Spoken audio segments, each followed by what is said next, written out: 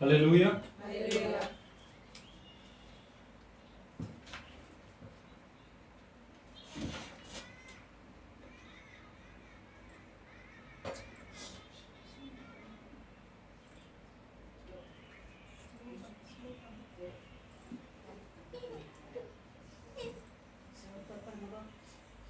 ஹல்லேலூயா.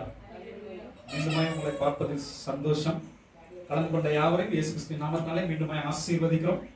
வசனம் இப்படியா சொல்லுது, யோவான் 14:14, என் நாமத்தினாலே நீங்கள் எதை கேட்டாலும் அதை நான் செய்வேன். ஒரு விசை கூட நம்ம தலைகளை தாழ்த்தலாம். நல்ல தகப்பனே, இந்த நாளுக்காக நன்றி, இந்த நேரத்திற்காக நன்றி. தகப்பனே அப்பா, உம்முடைய வார்த்தை கொடுத்தமைக்காக நன்றி. எல்லா புகழுக்கும் உரியவர் நீர் ஒருவரே ஆண்டவரே. இயேசுவின் மூலமாய் ஜெபிக்கிறேன் நல்ல பிதாவே, ஆமென். ஹல்லேலூயா. நாம் நேரடியாக ஆண்டவரின் வார்த்தைக்கு கடந்து செல்லலாம். நேரமின்மை காரணமாக ஒவ்வொரு வசனத்தையும் நீங்கள் எடுத்து படிக்க முடியாது. ஆனால் நமக்கு இருக்கக்கூடிய இந்த மீட்டிங் வந்து பிரேயர் மீட்டிங்ன்றதுனால 1 மணி நேரம் தான் நமக்கு. அதனால ஒரு 15 நிமிஷம் தான் செய்தி கொடுக்க முடியும். அப்படின்றதுனால அந்த வசனத்தை முடிஞ்ச வரைக்கும் நான் படிச்சிடுறேன். உங்களுக்கு அந்த வசனம் வேண்டுமானால் நான் இந்த PDF அப்படியே பண்ணுறேன், என்ன வசனம் என்பதை. அதுக்கு முன்னாடி இன்னொரு விஷயம் என்னன்னா, நான் ஒரு நன்றி சொல்லக்கூடிய ஒரு தருணம் கூட. ஏனென்றால் நான் இதுவரை கொடுத்த செய்தி நிமித்தமாக நான் கொடுப்பது சரியாக இருக்கிறதா, இல்லை எனக்கிட்ட ஏதாவது ஒரு குறைகள் இருக்கிறதா, என்கிட்ட ஏதாவது ஒரு குறை இருந்தா நான் திருத்திக் கொள்ள, என்னை மேம்படுத்திக் கொள்ள. ஏன்னால் நம்ம இங்க வந்து நிக்கிறதுக்கு நான் தகுதி என்றால் அப்படின்னு நீங்க கேட்டீங்க அப்படின்னா நான் தகுதி இல்லை. என்னை தகுதிப்படுத்த ஆண்டவர் என்னை வழிநடத்தி வருகிறார் தான் நான் சொல்லுவேன். ஆமென். ஹல்லேலூயா. அதனால நான் வந்து என்னுடைய வார்த்தைகள் ஏதாவது பிழை இருக்கா அப்படின்றதுக்காக நான் ஒரு ஃபீட்பேக் மாதிரி பாஸ்டர் கிட்டையும் அப்புறம் பாஸ்டர் உங்களோட கலந்து கொள்ற ஒவ்வொருத்தருக்கிட்டையும் நான் கேட்டு சொல்லுங்க அப்படின்னு சொல்லியிருந்தேன். அவரும் நிறைய விஷயங்களை சொல்லியிருக்கார். வரும் நாட்கள்ல நானும் அதை அந்த ஆலோசனைப்படி நான் என்ன பண்றேன் அப்படின்னா என்னை கொஞ்சம் நான் திருத்திக்க முயற்சிக்கிறேன். இதுல குறிப்பாக சொல்லணும் அப்படின்னாக்க, லாஸ்ட் செய்தி கொடுத்துட்டு நான் வீட்டில் போயிட்டு சும்மா இருக்க மாட்டாம செய்தியில ஏதாவது கரெக்ட் இருந்ததா இல்லை ஏதாவது பிழை இருந்ததான்னு தெரியாம எங்க ஒய்ஃப்கிட்ட கேட்டுட்டேன். லெஃப்ட் அண்ட் ரைட் வாங்கி விட்டாங்க. ஏனென்றால் ஒரு வார்த்தையை நான் விட்டுருவேன். என்னன்னா, ஆண்டவருடைய வசனம் சொல்லும் பொழுதோ, ஆண்டவர் அதுக்கான விளக்கம் தரும் போதோ, அது எனக்கு ஆண்டவர் உணர்த்தப்பட்ட வார்த்தைகளை தான் நான் தரேன். ஆனால் அதை எளிமையாக்க என்ன பண்ணுவேன் அப்படின்னாக்கா, ஒரு கதை சொல்லுவேன். கதை சொல்றது என்னுடைய ஒரு என்ன சொல்றது, அது ஒரு வழின்னு சொல்லுவாங்க இல்லையா, அப்படி நான் என்ன பண்ணிட்டேன் அப்படின்னாக்கா, அதை சொல்றப்பெல்லாம் என் ஸ்டைல்ல அந்த கதை சொல்றேன் அப்படின்னு சொல்லிட்டேன். வீட்டுக்கு போன உடனே அது என்ன ஊ ஸ்டைலு, ஆண்டவர் கொடுக்காம உனக்கு ஸ்டைல் வந்துருச்சா, இப்படி இப்போ நீ இப்போ சிங்கி அடிச்சுட்டு இருக்கல அப்படின்றாப்ல. அதாவது பொருளாதார நிலையில கொஞ்சம் நம்ம கம்மியா போறோம்ல, அதை அவங்க அப்படி சொல்றாங்க. இப்படி இருந்து உனக்கு இன்னும் புத்தி மாறலையோ, இன்னொன்று உனக்கு அதிகமா ஏதாவது ஆண்டவர்கிட்ட எதிர்பார்க்கிறியா அப்படின்றப்ப நான் அப்படி ஏதோ சொல்லி சமாளிச்சிட்டேன். ஆனால் நான் அதுக்கப்புறம் போய் நான் யோசிச்சு பார்த்தேன், என்னுடைய பாணியில் அப்படி என்றால் நான் ஆண்டவர்கிட்ட விட்டுட்டு எனக்குன்னு ஏதோ ஒன்று ஆண்டவர் சொல்லாம ஆண்டவர் கொடுக்காம ஒரு வார்த்தையை எடுத்து நான் பயன்படுத்துற மாதிரி இருக்கேன், அது தவறு தானே அப்படின்றது சொல்லிட்டேன். அப்படின்றத நான் நினைச்சு பார்த்து நான் ரொம்ப வருத்தப்பட்டேன். ஸோ அதை வந்து மன்னிப்பு கேட்டு நான் டக்குன்னு போய் ஒய்ஃப்ட்ட மன்னிப்பு கேட்டோம்னா அதை அப்போ தெரியாது. ஸோ சபைக்கு முன்னாடி மன்னிப்பு கேட்டாதான் அது வந்து கரெக்டு. ஸோ அது வந்து மிகப்பெரிய ஒரு கமெண்டா இருந்தது. அந்த கமெண்ட்டை நான் முற்றிலுமாக ஏற்றுக்கொண்டு வரும் நாட்கள்ல அது போன்ற வார்த்தைகளை நான் தவிர்க்க முயற்சிக்கிறேன். தேங்க்யூ. ஹல்லேலூயா. இன்றைக்கான தலைப்பு ஜெபத்தை எவ்வாறு அதிகரிப்பது. நம்ம எல்லோரும் தேவ பிள்ளைகள் தான். நம்ம எல்லோரும் தேவ பிள்ளைன்றதுனால நமக்கு எல்லோருக்கும் எப்படி ஜெபம் செய்யறதுன்னு நல்லா தெரியும். சிறு குழந்தைகள் கூட நம்ம கற்றுத்தரோம். சிறு குழந்தைகள் கூட நம்ம பார்த்துக்கிட்டு வராங்க. அவங்களுக்கும் எப்படி ஜெபம் செய்யணும் தெரியும். ஆனால் நம்ம ஜெபம் செய்யறது கரெக்டா அப்படின்னா அதை பத்தி தெரியும். ஆனா ஒண்ணு மட்டும் தெரியும், என் ஜெபத்தை மட்டும் ஆண்டவர் கேட்கறதே இல்லை. எப்படி கேட்பார்? நீ ஜெபத்தை ஒழுங்கா செய்யா. இங்க நின்று கொண்டு நான் இந்த செய்தியை உங்களுக்கு தருவதால் நான் என்னமோ பெரிய ஆளு, நான் ஏதோ கரெக்டா இருக்கிறேன், உங்களுக்கு அட்வைஸ் கொடுக்க போல இந்த செய்தி கொடுக்குறேன்றது இல்லை. ஆண்டவர் எனக்கு கொடுத்த வார்த்தை, அந்த வார்த்தை எனக்கும் கொடுத்த வார்த்தை. நான் செய்யக்கூடிய தவறை எனக்கு சுட்டி காட்டினார். அந்த சுட்டி காட்டத்தின் விளைவாக நான் இன்று அதே செய்தியை உங்களுக்கு கொடுக்க வந்திருக்கேன். சோ இது நமக்கான செய்தி தான். ஜெபம்னு கேட்டோம்னா, ஜெபம்னா என்னப்பா அப்படின்னு கேட்டோம்னா பலதரப்பட்டவர்கள் நிறைய சொல்லுவாங்க. அநேகர் சொல்லக்கூடியது என்ன அப்படின்னா, நான் வந்து ஆண்டவரோடு ஒரு பேச்சுவார்த்தை நடத்துறேன். என்னப்பா பேச்சுவார்த்தை நடத்துறேன்? ஆண்டவர்கிட்ட என்னோட குறைகள் எல்லாம் சொல்லுவேன். அவர் அதை சரி செஞ்சு கொடுப்பார் அப்படின்னு சொல்லுவார். ஆனால் ஒன்றை மட்டும் தெரிந்து கொள்ளுங்கள் சகோதர சகோதரிகளே, ஆண்டவரோடு பேச்சுவார்த்தை நடத்துவது ஜெபம் அல்ல, ஆண்டவரோடு உறவு கொள்வதே ஜெபம். ஆமென். அல்லேலூயா. நீங்க துக்கமா இருந்தாலும் சரி, சந்தோஷமா இருந்தாலும் சரி, இல்ல ஏதோ உங்களுக்கு ஒரு வெற்றி கிடைச்சாலும் சரி, எந்த விதமான சூழ்நிலைகளாக இருந்தாலும் சரி, ஆண்டவரோடு நீங்க இருங்க, ஸ்தோத்திரம் சொல்லுங்க. ஆண்டவரோடு நீங்க இருக்கும்போது உங்களுக்கு என்ன கிடைக்கும் அப்படின்னா, ஒரு ஆறுதல் கிடைக்கும், அவர்கிட்ட இருந்து ஒரு வழிகாட்டுதல் கிடைக்கும், அதுல இருந்து உங்களுக்கு ஒரு மிகப்பெரிய சமாதானம் கிடைக்கும். அதை வச்சுதான் நம்ம இப்ப பார்க்க போறோம். முதலாவதாக ஏற்கனவே நம்ம எப்படி எடுக்கிற மாதிரி தான் 4 வசனங்கள் தான், 3 தலைப்புகள் 4 வசனங்கள் தான். சோ முதல் தலைப்பு, அதாவது நமக்கு வந்து தலைப்புன்னு பாத்தீங்கன்னா ஜெபத்தை எவ்வாறு அதிகரிப்பது அப்படின்றது தான், ஆழமாக்குவது, எப்படி நான் ஆழமா இன்னும் ஜெபிக்கணும் அப்படின்னு. ஜெபத்தை ஜெபிப்பதற்கு சரியான நேரம் இது. காலையா, அதிகாலை? ஓகே. சிலர் கேட்டாக்க நைட் 2 மணிப்பா, சிலர் 3 மணி, 5 மணி, 6 மணின்னு. சிலர்லாம் சூப்பர், எப்ப எழுறோமோ அப்ப முதல் எடுத்தோன்னா ஆண்டவருக்கு நம்ம ஜெபிச்சிடும். எப்பப்ப எழுவ? எப்பயுமே 10 மணிக்கு தான் நான் எழுவேன். 10 மணிக்கு எழுந்தோன்னா என்னப்பா பண்ணுவேன்? ஆண்டவரே குட் மார்னிங் சொல்லிட்டு உடனே அப்ப என்ன அப்படியே கிச்சன்ல இருந்து ஏதாவது ஸ்மெல் வரும், என்னன்னு பார்ப்பேன். குறிப்பாக ஒரு இட்லி நல்ல சட்னியில நல்ல கறிக்குழம்பு வச்சிருந்தாங்கன்னா பல்லே விளக்காம அப்படியே சாப்பிட்டுருவோம்பா. எனக்கு ஆண்டவர் கொடுத்தது, அதை சாப்பிட்டு திருப்தி அடைஞ்ச உடனே ஆண்டவருக்கு திரும்ப நான் நன்றி சொல்லுவேன் அப்படிமா. அது ஜெபம். ஜெபம் என்றால் ஜெய்ஷி சொன்னது போல அதிகாலை ஜெபம் தான் ஜெபம். அதிகாலை என்றால் அது குறிப்பிட்ட ஒரு மணித்துளிகள் வேணும் அல்லவா? நம் எழும் பொழுது அதுக்கு பேர் அதிகாலை கிடையாது, அதுக்கு பேர் காலை. அப்ப அதிகாலை என்றால் என்ன? நைட் 12 மணியா அப்படின்னா அதுவும் கிடையாது. 12 மணி என்றது ஒரு நாட்கள் தொடரக்கூடிய ஒரு நாள் தான், புதிய நாட்கள் தொடரக்கூடிய ஒரு நேரம் தான். அதிகாலை என்பது 3 இருந்து 6 மணி வரைக்கும். ஏன் அந்த 6 மணி என்று சொன்னால், 6 மணிக்கு நமக்கு ஒரு சூரிய உதயம் சொல்லுவாங்க இல்லையா, அது கிழக்குல இருந்து தோன்றும் இல்லையா, அது நம்ம பார்க்கக்கூடிய நேரத்துல இருக்கும், அதுதான் அந்த 6 மணின்னு சொல்லுவாங்க. அதுல இருந்து 3 மணி நேரம் முன்பு, அதுக்கு இடைப்பட்ட மணித்துளிகள் தான் அதிகாலை என்று சொல்லப்படும். ஆண்டவர் அதைத்தான் வசனமா சொல்லியிருக்கிறார். நீதிமொழிகள் 8:17, அதிகாலையில் என்னை தேடுகிறவர்கள் என்னை கண்டடைவார்கள். அதிகாலையில் என்னை தேடுகிறவர்கள் தான் கண்டடைவார்கள். 10 மணிக்கு வந்து இட்லி கறிக்குழம்பு நல்லா தின்னுபிட்டு பல்லே வளர்க்காம தின்னுபிட்டு ஆண்டவருக்கு நம்ம தேங்க்யூ சொன்னோம்னா அவர் என்ன பண்ண மாட்டாரு? ஸோ அப்போ நம்மளுடைய ஜபம் வந்து ஜபத்தோட நேரம் என்னவா இருக்கணும்? அதிகாலையா இருக்கலாம். 3 இருந்து 6 வரைக்கும். 3 மணிக்குலாம் எப்படிப்பா என்னால் எழ முடியாதா? ரைட். 4 மணிக்கு ஓகே.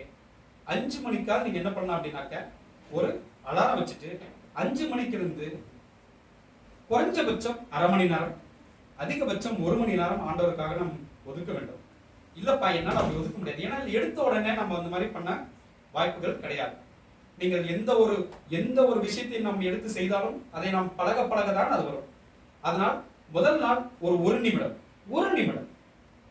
நிமிடம் ஆத்மாத்மாக நீங்க என்ன பண்ணலாம்? ஆண்டவரோட இடைப்பட்டு ஆண்டவரை துதிங்க. ஆண்டவருக்கு நன்றி சொல்றதுக்கு முன்னாடி ஆண்டவரே நீர் தான் துதிங்கள். பிரைஸ் தி லார்ட் அப்படின்னு சொல்றோம் இல்லைங்களா? கடவுளுக்கே மகிமை உண்டாவதாக அப்படின்னு சொல்றோம் இல்லைங்களா?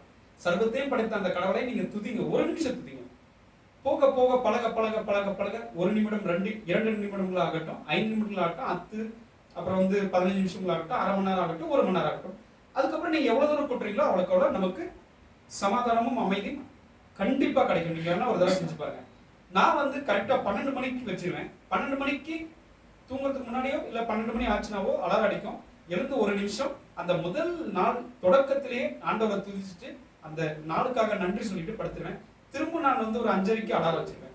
அப்படிதான் நான் பழக்கப்படுறேன். முடிந்தவரை நானும் 4 மணிக்கு மாத்திக்கலாம். ஏனென்றால் நான் இந்த டிராக்ஸ் கொடுக்குற ஊழியத்துக்கு போகிறப்போ 4 மணிக்கெல்லாம் நாங்கள் எழுந்து 5 மணிக்கெல்லாம் நாங்கள் ஜபத்தில் உட்காரணும். 5 to 6 ஜபம் முடிஞ்சதுக்கு அப்புறம் தான் நாங்கள் வெளியே எழுதணும். அந்த பிராக்டிஸ் நம்ம வீட்லயே செய்யணும்னு பார்க்குறோம். ஆனால் வீட்டில் இருக்கும்போது அதை செய்ய முடியல. ஏனென்றால் அந்த கம்ஃபர்ட் ஜோனில் நம்மளால செய்ய இயலாமல் போகிறது.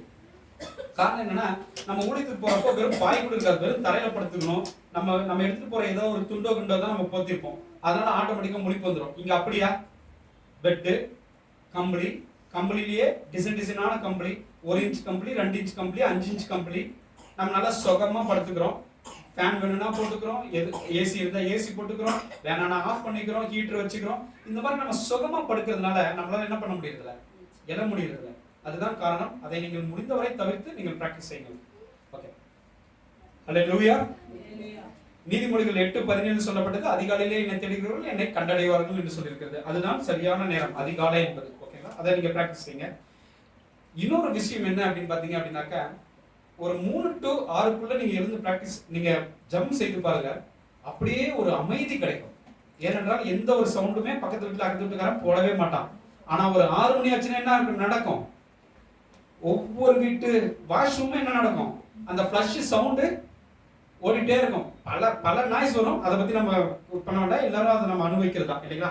அதுக்காக தான் அதுக்கு முன்னாடி நீங்க எடுத்தீங்க அப்படின்னாக்க நமக்கு எந்த ஒரு டிஸ்டர்பன்ஸ் இருக்காது, ஒரு அமைதி கிடைக்கும். அந்த அமைதியில் நீங்க என்ன பண்ணலாம்னா ஈஸியாக உங்களோட சிந்தனைகள் சிதறாது. சிந்தனைகள் சிதறவில்லை என்றால் நம்ம என்ன பண்ணலாம், ஈஸியாக நம்ம எளிதாக ஆண்டவரை நம்ம என்ன பண்ணலாம், நோக்கி ஜெபம் செய்ய முடியும். இரண்டாவதாக ஜெபத்தை எவ்வாறு செய்ய வேண்டும்.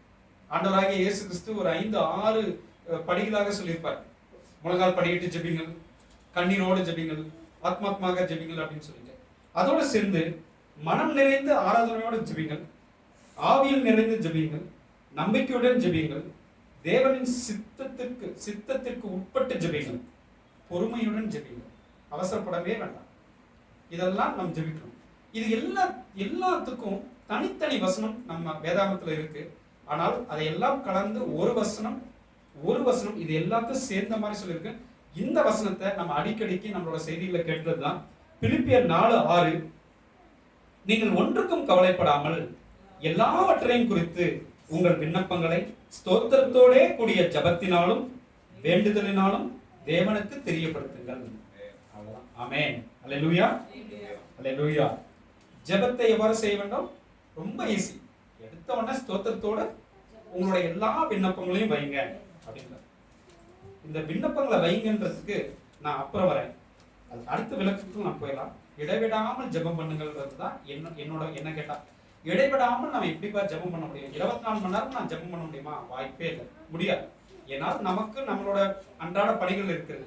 ஆனால் எப்படி செய்யலாம் அப்படின்னாக்க, எப்பெல்லாம் முடியுதோ அப்பெல்லாம், எப்பெல்லாம் ஒரு நினைப்பு வருதோ அப்பெல்லாம் நம்ம இந்த அப்போ ஒரு டைம் வச்சுட்டு தண்ணி குடிப்போம். நான் தண்ணியே குடிக்கிறது இல்லை, டாக்டர் என்ன தண்ணி குடிக்க சொல்லியிருக்காரு அப்படின்னு உடனே நம்ம என்ன பண்ணிடுவோம், எவ்ரி 1 hour 2 hours ஒரு அலாரம் வச்சிடறோம். கரெக்டுங்களா?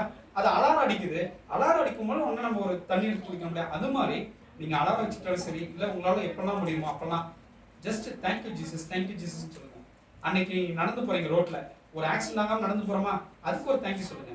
வீட்டுக்கு வந்து சேர்ந்துட்டீங்க, சந்தோஷமா வந்து சேர்ந்துட்டீங்களா, தடையெல்லாம் வந்து சேர்ந்துட்டீங்களா, அதுக்கு ஒரு தேங்க்யூ சொல்லுங்க. சாப்பாடு கிடைச்சதா, அதுக்கு ஒரு தேங்க்யூ சொல்லுங்க. நல்ல சாப்பாடு, நல்ல திருப்தியா இருந்துச்சு, அதுக்கு ஒரு தேங்க்யூ சொல்லுங்க. இந்த மாதிரி எப்பெல்லாம் உங்களுக்கு தோணுதோ அப்பெல்லாம் நீங்க ஒரு தேங்க்யூ, ஒரு நன்றி பலி சொல்லுங்க. ஒத்த வாரத்தில் ஒரு நன்றி இயேசுவே அப்படின்னு சொல்லுங்க. இதைத்தான் இடைவிடாமல் நீங்கள் ஜெபம் செய்யுங்கள் அப்படின்றத நம்ம சொல்லலாம். மூன்றாவதாக, ஜெபத்தில் எவைகளை கேட்க வேண்டும். நம்ம என்ன பண்ணோம், எப்ப ஜெபிக்கணும், எத்தனை மணிக்கு ஜெபிக்கணும், எப்படி ஜெபிக்கணும், சரி சொல்லிட்டோம். எவைகளை கேட்க வேண்டும். நான் வசனத்துக்கு முதல் போயிருக்கேன். மார்க் 11:24, நீங்கள் ஜெபம் பண்ணும்போது எவைகளை கேட்டுக்கொள்வீர்களோ அவைகளை பெற்றுக்கொள்வோம் என்று விசுவாசிங்கள், அப்பொழுது அவைகள் உங்களுக்கு உண்டாகும் என்று சொல்கிறேன் என்று ஆண்டவராகிய இயேசு கிறிஸ்து சொல்கிறார். ஜெபம் பண்ணும்போது எவைகளை கேட்டுக்கொள்கிறீர்களோ அவைகளை பெற்றுக்கொள்வோம் என்று விசுவாசிங்கள் அப்படின்னு சொல்லி. எதை கேட்கணும்? நம்ம ஜெனரலா என்ன கேட்போம், அன்னைக்கு தேவை என்னவோ அதைத்தான் கேட்போம். உடம்புக்கு இன்னைக்கு முடியலையா, ஆண்டவரே எப்படியாவது இன்னைக்கு என்ன சுகத்தை கொடுத்துருங்க. ஒரு 1000 ரூபாய் நம்ம இன்னைக்கு தேவைப்படுதா, ஆண்டவரே எப்படியாவது இன்னைக்கு எனக்கு ஒரு 1000 ரூபாய் கிடைக்கிறதுக்கு வழி உண்டு பண்ணி கொடுத்துருங்க. இன்னைக்கு ரெண்ட் கட்டணுமா, ஆண்டவரே எப்படியாவது எனக்கு ரெண்ட் கட்டுறதுக்கு ஒரு வழியை உண்டு பண்ணி கொடுத்துருங்க. நம்ம என்ன பண்றோம் அப்படின்னா, நம்ம பொதுவாகவே ஜெபங்கள்ல அன்றைக்கு என்ன தேவையோ இல்லது அப்பொழுதுக்கு என்ன தேவையோ அதை மட்டும்தான் நம்ம வைக்கிறோம். அப்படி வைக்காம நம்ம ஜெபத்தை எப்படி வைக்கணும் அப்படின்னாக்க, உங்களோட ஒரு இலக்குன்னு ஒண்ணு இருக்கும் இல்லையா, முடிவு அப்படின்னு நம்ம சொல்றோம் இல்லையா, அந்த இலக்கை நோக்கி வைங்க. ஆண்டவரே நான் இப்போ வாடகை வீட்டுல தான் இருக்கேன், சொந்த வீடு காரு பங்களாவோட செட்டில் ஆகணும் அப்படின்றது. அதாவது பொருளாதார விஷயங்கள் நம்ம மேன்மை அடைய வேண்டும் என்றால் பொருளாதாரத்தை குறித்து அந்த இலக்கு உங்களுக்கு என்னவா இருக்கும், ஒரு பங்களா காருன்னு நீங்க சொல்லுங்க இல்லையா, அந்த பங்களா காரை நோக்கி வைங்க. ஆண்டவரே உங்களோட மினிஸ்ட்ரியில நான் வந்து இந்த இடத்துல போய் ஊழியம் செய்யணும் அப்படின்னா அந்த ஊழியத்தை குறிச்சு நீங்க வைங்க.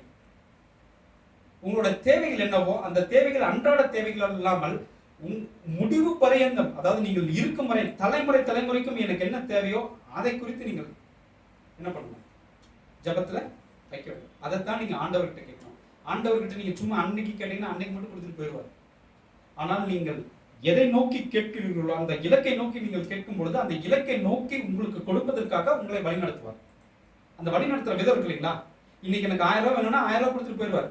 இல்ல ஆண்டவரே எனக்கு இதுதான் வேணும், எனக்கு இந்த லட்சியத்தை நான் அடைஞ்சே ஆகணும், நான் ஒரு ஸ்போர்ட்ஸ் பிளேயர், நான் ஒரு இன்டர்நேஷனல் பிளேயர் ஆகணும் அப்படின்றத என்னோட இலக்காக வைத்தோம்னா அந்த இன்டர்நேஷனல் பிளேயர் ஆகிறதுக்கு என்ன தகுதியோ அந்த தகுதியை நமக்கு வளர்க்கறதுக்கு ஆண்டவர் என்ன பண்ணுவார், அப்படியே படிகளா நம்ம நகர்த்தி கொண்டு வருவார்.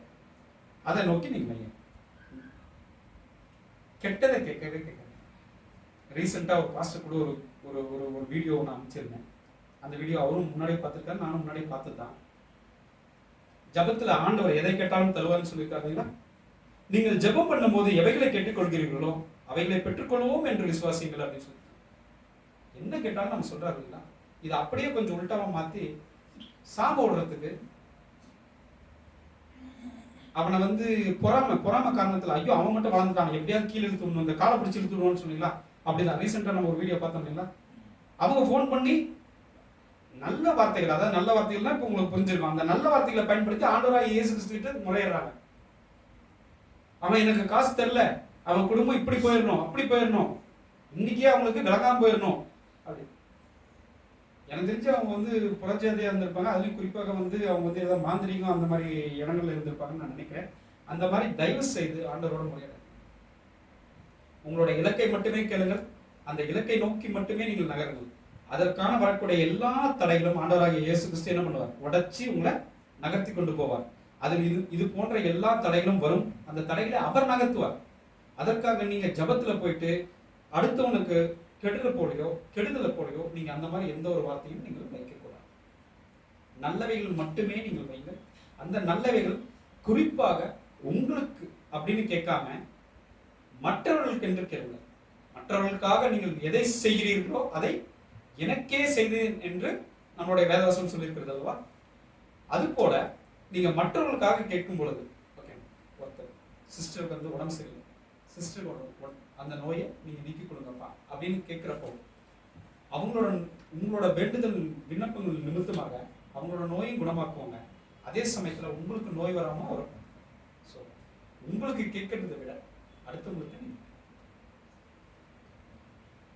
இதை உறுதிப்படுத்த நம்ம என்ன பார்த்தோம், ஜபத்தை எத்தனை மணிக்கு செய்யணும்னு பார்த்தோம், அதிகாலையிலே செய்யணும்னு பார்த்தோம், ஜபத்தை எவ்வாறு செய்ய வேண்டும் என்று பார்த்தோம், கவலைப்படாமல் ஸ்தோத்திரத்தோட விண்ணப்பம் பண்ணுங்கள் நம்ம பார்த்தோம், ஜபத்தில் எவைகளை கேட்க வேண்டும் என்று பார்த்தோம், அன்றாட தேவைகளை கேட்காமல் இலக்கை கேளுங்கள் அப்படின்னு உங்களுக்குன்னு ஒரு இலக்கு இருக்கும், அந்த இலக்கை நோக்கி நீங்க கேளுங்கன்னு பார்த்தோம்.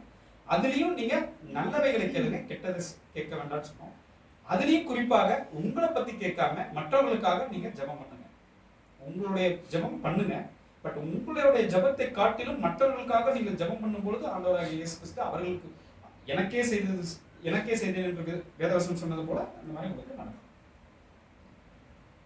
நான்காவதாக அதை உறுதிப்படுத்த எரேமியா 33:3 இந்த வசனமும் நம்ம அடிக்கடிக்கு கேட்டிருக்கோம். என்னை நோக்கி கூப்பிடு, அப்பொழுது நான் உனக்கு மறு உத்தரவு கொடுத்து நீ அறியாததும் உனக்கு எட்டாததும் பெரிய காரியங்களை உனக்கு செய்வேன் அப்படின்னு சொல்றாங்க. இதுல பாத்தீங்க அப்படின்னாக்கா என்னை நோக்கி கூப்பிடு. டே நம்ம பையன்கிட்ட சொல்லுவோம், டே விளையாட போற, யாராவது ஏதாவது ஒண்ணு பண்ணிட்டா டக்குன்னு வந்து என்கிட்ட சொல்லு அப்படின்னு சொல்ல முடியும். அது ஒரு ஆபத்து காலம் தானே. அதாவது தம்பிக்கு வந்து எந்த ஒரு இது இல்லாம ஜாலியா விளையாண்டு வரான்னா ஒன்றும் பிரச்சனை இல்லை. ஏதாவது பிரச்சனைனா உடனே என்ன பண்ணணும், நேரா வீட்டுக்கு ஓடி வந்துடும் அப்படி சொல்லுவோம் இல்லைங்களா? இந்த அர்த்தம் நான் இதை படிக்கும் பொழுது இன்னைக்கு அதாவது இந்த செய்தியை நான் வந்து தேர்ந்தெடுத்து எடுக்கும் பொழுது எனக்கு உணர்த்தப்பட்டது, என்னை நோக்கி கூப்பிடு அப்படின்னா, ஆண்டவரே உங்களை நோக்கி நான் எப்போ கூப்பிடணும் அப்படின்னா, எனக்கு டக்குன்னு வந்தது என்ன அப்படின்னாக்க, ஆபத்து காலத்திலையும் இக்கட்டான நேரங்களையும் என்னை நோக்கி. பொதுவாகவே நான் சொல்றது என்னன்னா, ஒவ்வொரு சமயங்களும் நீங்க வந்து ஜபம் பண்ணுங்க, எப்பெல்லாம் கேப் கிடைக்குதோ அப்பெல்லாம் நன்றி சொல்லுங்க. ஆனால் குறிப்பாக இக்கட்டான காலங்களிலும் அவசரம் ஆபத்தான நேரத்திலும் கண்டிப்பா நீங்க என்ன பண்ணணும், யாரை கூப்பிடணும், கர்த்தரை கூப்பிடணும், ஆண்டவராகிய இயேசு கிறிஸ்துவை நீங்க கூப்பிடணும். ஏன்னா எங்களுக்கும் அந்த மாதிரி நடந்தது. ஒரு தடவை பார்த்தீங்க அப்படின்னா நாங்கள் ட்ராக்ஸ் கொடுக்குறப்போ ஒரு பிஜேபிக்கு அவர் வண்டிக்கு முன்னாடி ஒரு புல்லட்டு, அவர் பிஜேபி சிம்பிள் பின்னாடியோட நம்பர் பிளேட்டில் எழுதியிருந்தாங்க. அது எங்களுக்கு தெரியல. வழக்கம் போல் அவர் நிறுத்துறாருன்னு அவர்கிட்டே போய் ட்ராக்ஸை கொடுக்குறோம். ட்ராக்ஸை கொடுத்துட்டு பெருமையாக வேறு சொல்லிட்டு நடந்து வரோம். எனக்கு முன்னாடி என்னோட ஒரு மூத்த அவர் வந்து முன்னாடி போயிட்டாங்க. அவர் திரும்பி அந்த பிஜேபி நோட் பண்ணிட்டார். உங்களுக்கு தெரியும், இங்கே நான் கட்சி பேர சொல்லியிருக்கேன், ஏன்னா நம்ம ஜனங்கள் தான்ன்றதுனால சொல்கிறேன். அப்படி காட்டின உடனே அவர் வந்து படித்து பார்த்துட்டு வண்டியை உடச்சிட்டு எங்ககிட்ட வரார். நாங்கள் ஒன்றுமே பண்ணல, இருந்து ஆண்டவரை நோக்கி கொடுத்தோம். அவனுக்குள்ளே இருக்கக்கூடிய சத்துருவு, அவனுக்குள்ளே இருக்கக்கூடிய கோபத்தையும் ஆண்டவரை நீங்கள் நீக்கி போடுங்க, அவன் வந்து எங்ககிட்ட பொட்டி பாம்பா அடங்கணும் அப்படின்னு சொல்லிட்டு நாங்கள் சொன்ன உடனே அவன் நேரம் வந்துட்டு, இதெல்லாம் இங்கே நீங்கள் கொடுக்காதீங்கப்பா, நான் தான் இந்த ஏரியாவோட கவுன்சிலர் வேறு, அவர் பிஜேபியில் ஒரு ஆள், 10வது ஏதோ கவுன்சிலர் போல, இதெல்லாம் கொடுக்கூடாதுப்பா, முதல் இந்த இடத்துல கிளம்புங்கன்னு சொல்லி அடுத்த செகண்டில் நாங்கள் அங்கே தான் நிற்கிறோம். அவர் வண்டி வளைச்சிட்டு போயிட்டார். நாங்கள் யோசிக்கிறோம், அவர் ஏரியா, அவர் கவுன்சிலர், அவர் பெரிய ஆளாக இருக்கிறாரு, அவர் இப்படிப்பட்ட ஒரு ஆள், ஆனால் அவர் வந்து சொல்லிட்டு எங்களை நீங்கள் இந்த இடத்த விட்டு போயிருங்கன்னு சொல்லிட்டு அவர் போயிட்டாரு, நாங்கள் அந்த இடத்துல தான் இருக்கோம். அப்போ பாருங்க எப்படின்னு. அதை தான் இந்த வசனம், நான் இந்த வசனத்தை படிக்கிறப்போ எனக்கு அந்த ஞாபகம் தான் வந்தது. ஆபத்து காலத்தை அப்படின்றத அதை விட்டுட்டு என்னை நோக்கி கூப்பிடு, அப்பொழுது நான் உனக்கு உத்தரவு கொடுத்து நீ அறியாததும் உனக்கு எட்டாததுமான பெரிய காரியங்களை உனக்கு அறிவிப்பேன் என்று சொல்லுவார். அல்லேலூயா, அல்லேலூயா. ஸோ அதனால நம்மளோட பிரார்த்தனையை நம்ம என்ன பண்ணோம் அப்படின்னா, முடிஞ்ச வரைக்கும் ஒரு 2-3 பாயிண்ட்ஸை நான் சொல்றேன். காலை எழுந்த உடனே ஆண்டவர் துதிங்க, இரவு தூங்கத்துக்கு முன்னாடி ஆண்டவர். எல்லாரும் நம்ம பண்றது தான்.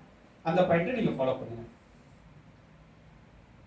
முடிந்தவரை நீங்கள் வாரத்துக்கு ஒரு தடவையோ இல்லை 2 தடவையோ ஒரு ஃபாஸ்டிங் ப்ரேயர், உபவாச ப்ரேயரோட நீங்கள், உபவாச ப்ரேயர் ரொம்ப ரொம்ப நல்லது. அதை குறித்து நம்ம பின்வரும் நாட்களும் நம்ம பார்க்கலாம். அப்புறம் பார்த்தீங்க அப்படின்னா, தன்னிச்சையாக ப்ரேயர் பண்ணுறது வேற, குரூப்பாக ப்ரேயர் பண்ணுறது. இது போன்ற ஒரு மீட்டிங் இல்லை, அல்லது ஒரு செல் குரூப்பில், இல்லை நீங்களே ஒரு 2-3 பேர் சேர்ந்து குடும்பமாகவோ இல்லை விசுவாச பிள்ளைகளோட சேர்ந்து நீங்கள் ப்ரேயர் பண்ணும்போது ஆண்டவர் அந்த இடத்துல இருக்கிறார். ஏன்னா ஆண்டவருடைய வசனம் சொல்லுது, எங்கே 2 பேராவது 3 பேராவது என் நாமத்தினாலே ஒன்று கூடுகிறார்களோ அங்கே நான் அவர்கள் நடுவிலே வாசிப்பேன் என்று சொல்கிறார். இதெல்லாம் உங்களுக்கு நடக்க வேண்டும். இன்றைக்கான இதில் நம்ம என்ன புரிஞ்சுக்கிட்டோம் அப்படின்னாக்க, ஜபத்தை நம்ம எத்தனை மணிக்கு நம்ம செய்யணும், எப்படி செய்யணும், எவைகளை கேட்க வேண்டும், இதை நம்ம ஃபாலோ பண்ணிகிட்டே போனோம் அப்படின்னாக்க நமக்குள்ள ஒரு மிகப்பெரிய மாற்றங்கள் வரும். அந்த மாற்றங்களை நீங்கள் மட்டுமே வைத்துக் கொள்ளாமல் நான் எப்படி கற்றுக்கொண்டனோ அதை போல் நீங்களும் மற்றவர்களிடத்தில் போய் அதை சுவிசேஷமாய் அறிவீங்கள் என்று சொல்லி இத்தனை உங்களை மீண்டுமாய் கர்த்தர் உங்களை ஆசீர்வதிப்பார் என்று சொல்லி நான் முடிக்கிறேன். தேங்க்யூ. கரங்களை தட்டலாமா? ஹல்லேலூயா. சத்தமா தட்ட மாட்டீங்களா? ஹல்லேலூயா, ஹல்லேலூயா. ஜெபத்தை குறித்து அழகாய் நம்ம துவக்கம் முதல் முடிகிற வரைக்கும் நாம் கேட்கிறோம். ஆண்டவர் சமூகத்தில் ஆண்டவரே எங்களை நடத்தினப்பா என்று சொல்லி அவருடைய சமூகத்தில் நாம் நம்மை தாழ்த்தலாம். நம்முடைய எண்ணம், நம்முடைய ஏக்கம் எல்லாம் உங்க சித்தம் செய்வதுதான், உங்க இடத்துல நாங்கள் ஜெபிப்பதுதான்,